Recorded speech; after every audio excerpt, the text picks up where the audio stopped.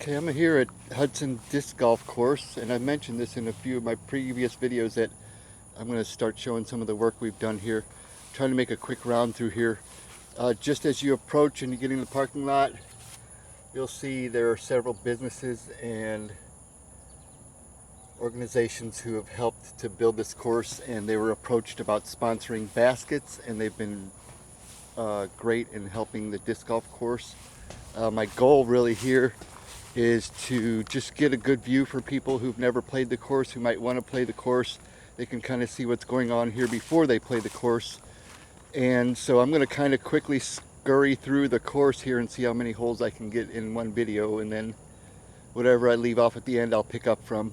So on hole 1, you can see we're at the tee box. You have to make a long drive to the basket. This is the first hole, so you're basically going full throttle all the way to that basket there, which is 315 feet away. Sorry about the focus there. So the basket's kind of straight ahead, but you've got a tunnel to get through there on the first shot here. So I'm going to quickly walk that way, and what I personally use on this has changed. I use a big Anheuser and hope that it S's out. A lot of people use a forehand. Actually, this hole, you can use just about anything you want to drive this hole, and this big field here is really an open area that's very forgiving of anything you do, just about. But this course is self-punishing. There's not really so much out of bounds. There's a road on the right, but if you throw it in the woods, you might as well add another shot to your game. Just stopping real quickly, you can see there's some brush up here. We had a couple trees down, and that's one of the things that the tractor's used for right there. Is we actually had a tree down there, cut it down, and then pulled it up here, and the city will come and get it and pick it up for us. So continuing on this walk to the basket, we've done a lot of changes to this area over here on the left.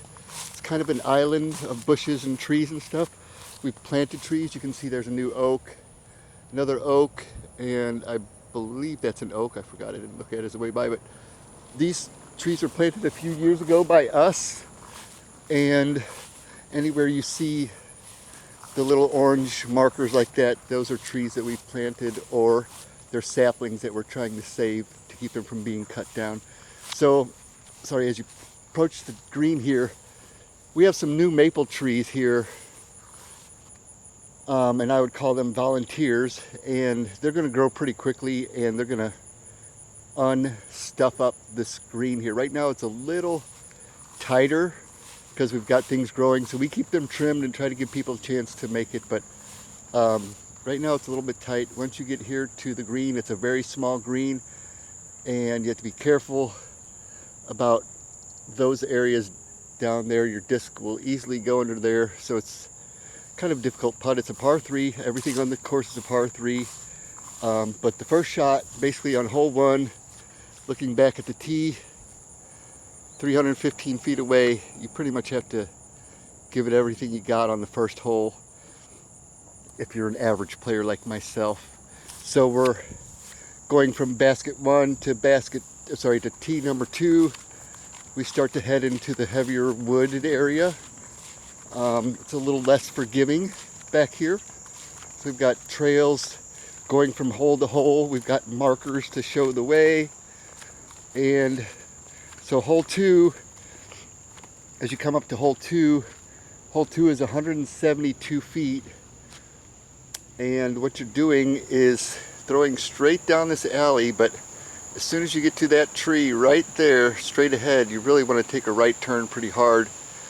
And the terrain actually dips down there and then goes back uphill to the right a little bit. So on my particular shot, being right-handed, I'd throw a kind of a softer forehand that just fades right at the end.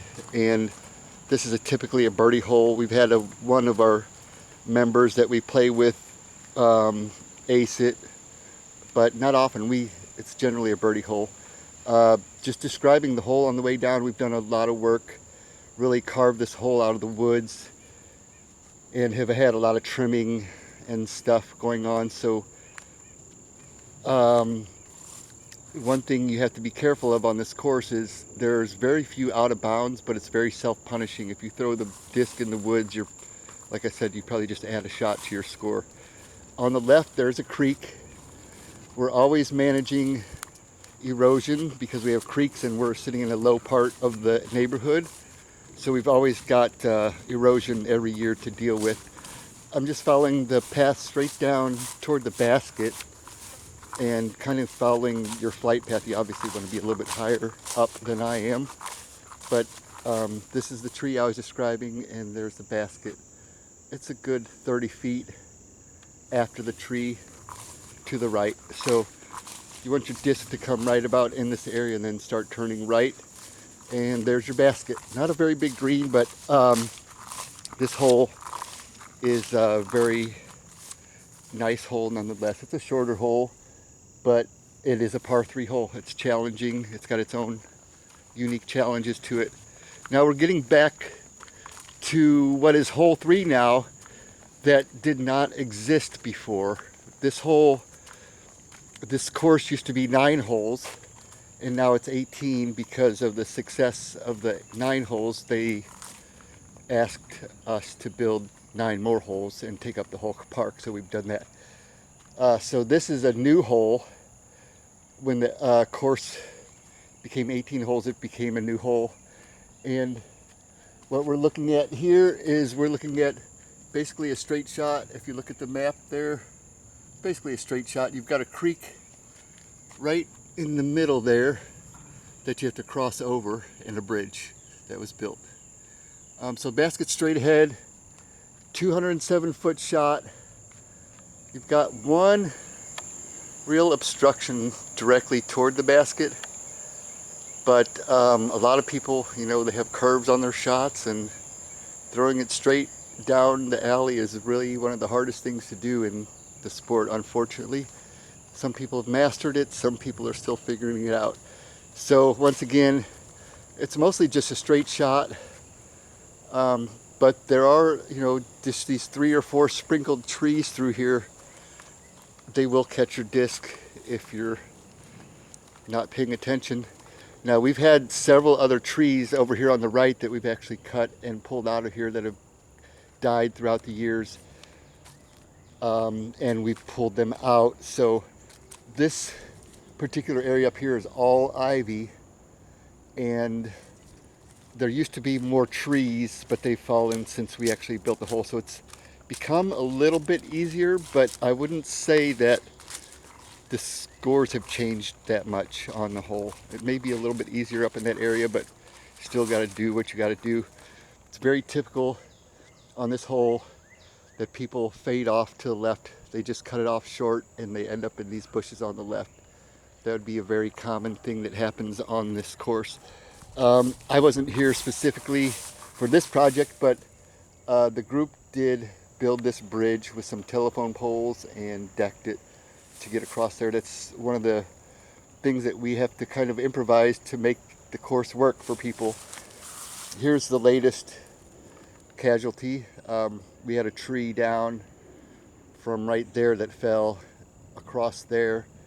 We basically try to use the wood in the course for the most part to refeed the forest. This is an actual forest, so we try to refeed the forest with the nutrients and stuff that come out of the dead wood, and it supports wildlife.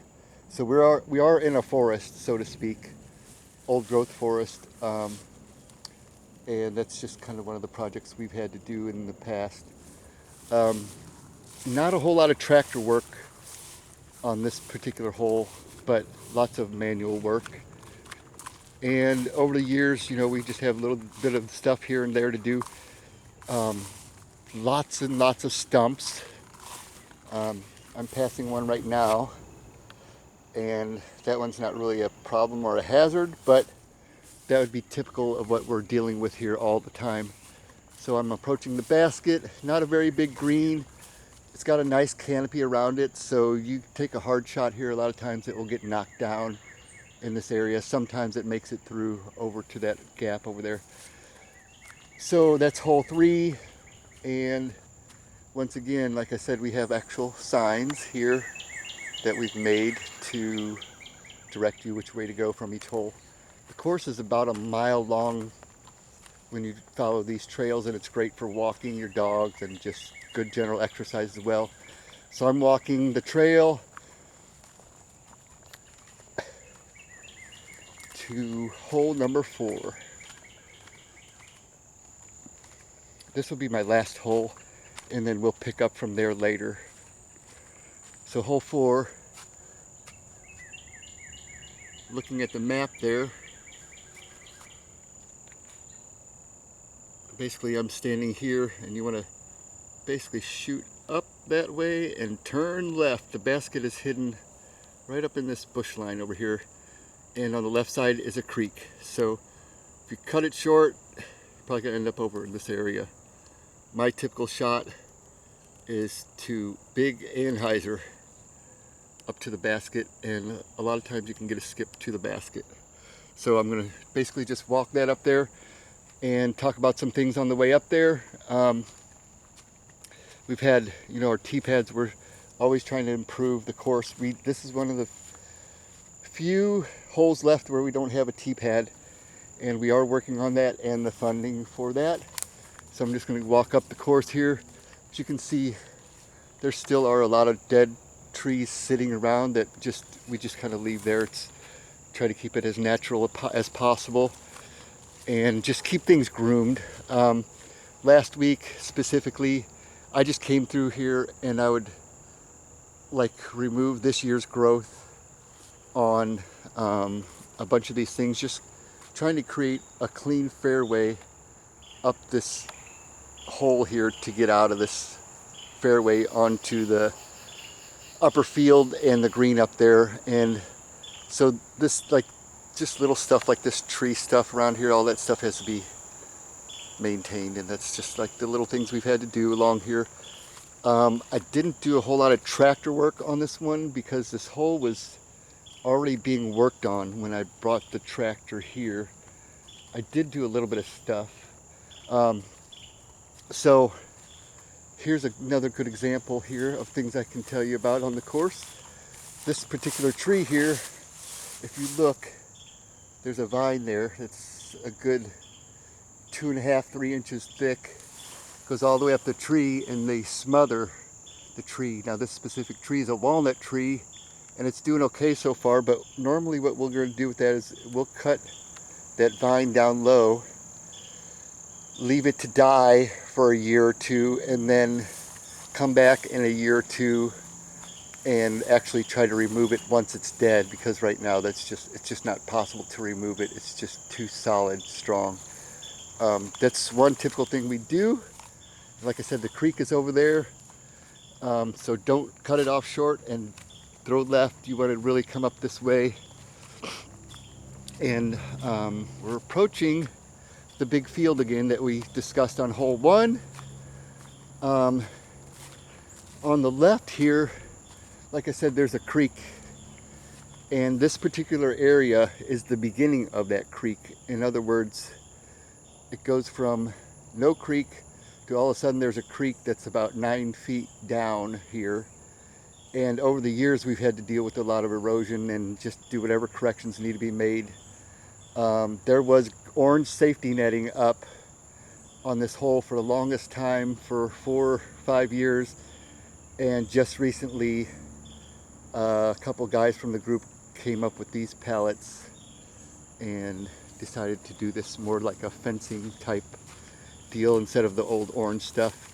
And typically what we do here, because of this washout here, it's kind of hard to tell because of the camera, but we try to throw clean concrete and rocks and clean fill up here just to kind of shore this up and keep it from eroding more than it already has, and just trying to maintain this land here. So looking back got the tee box down below. You've got this nice fairway tunnel coming up here. And as I turn, the basket's on the left, tucked in right behind there. There's one guardian tree there that's about 8 feet from the basket. And then up above, there's some guardian tree up there as well. So this basket creates a challenge when you get up here. Typically, when I take a big anhyzer shot up here, a big hyzer shot, typically it will land right in this area and skip towards the basket for a birdie. That's the best shot. And then there's the basket. And once again, a sign that tells you which way to go for hole number 5 to keep things clear for everybody.